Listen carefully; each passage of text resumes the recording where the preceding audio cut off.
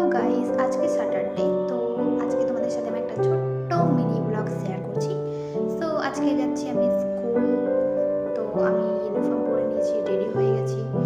So এখন আমি খাচ্ছি ডাল আর আলু সেদ্ধ।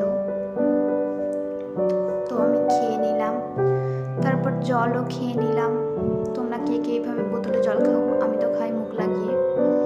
তারপর ব্যাগও রেডি হয়ে গেছে আমার, কেস পরে নিচ্ছি। আমি এইভাবে মুজো না পরেই কেশ পরি, তোমরা কে কে পড়ো বলতে পারো।